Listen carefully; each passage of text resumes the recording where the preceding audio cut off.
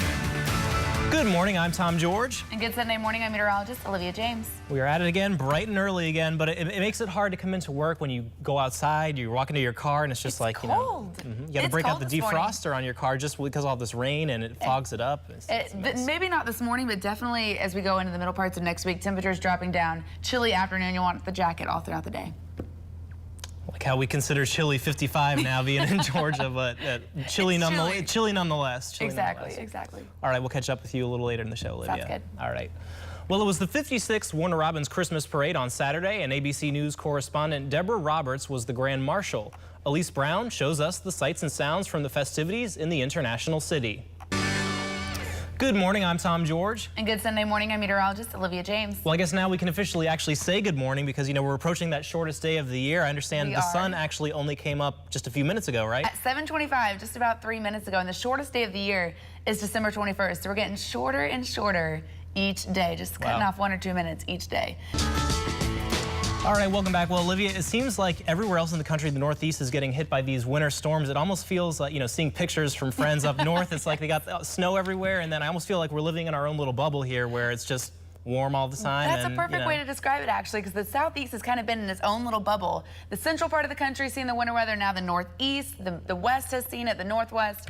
Well, we're still going to stay everyone but us. Everyone but us. There's no snow in our forecast. There's no winter preset. There's nothing like that. Welcome back. Well, dogs are often guilty of being adorable and messy, but one canine in South Carolina got involved in a real crime, and he was caught red-pawed on surveillance camera committing the deed. Cody Alcorn has the story.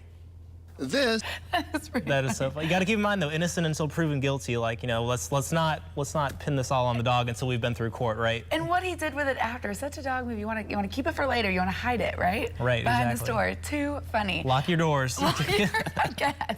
Lock your doors. Good morning. I'm Tom George. And good Sunday morning. I'm meteorologist Olivia James.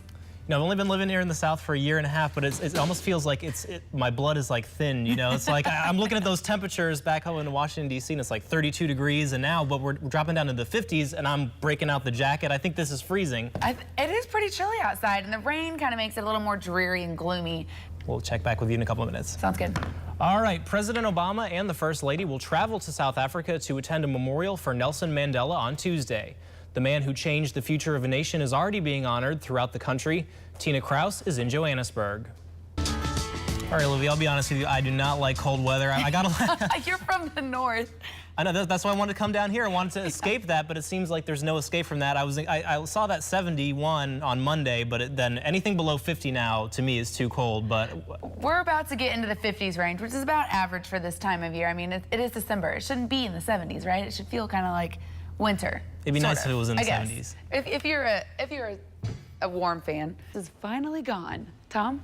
All right, I'll have to enjoy those December 70s when I can. All right, an American will become the first non-Arab to compete in the finals of the popular TV show Arab's Got Talent. Despite the fact Jennifer Grout sings in a language she barely understands, she seems to be reaching across a great divide. Mohammed Jamjoom has this report.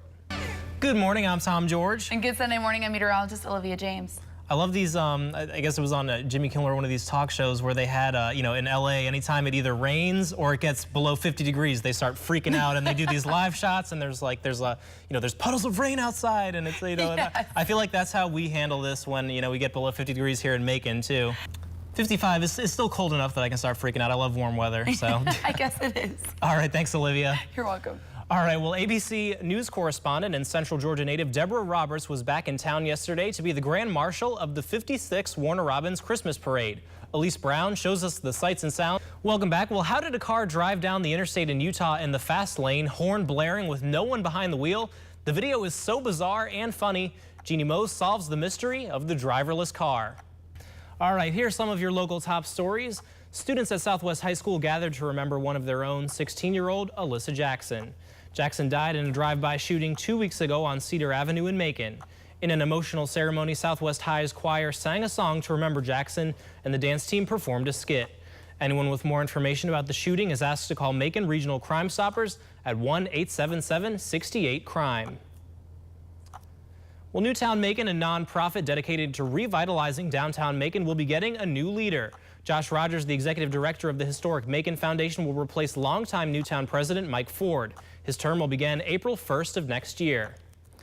And in national news, President Obama is among the world leaders paying tribute to Nelson Mandela, who died Thursday at the age of 95. Brianna Keeler reports.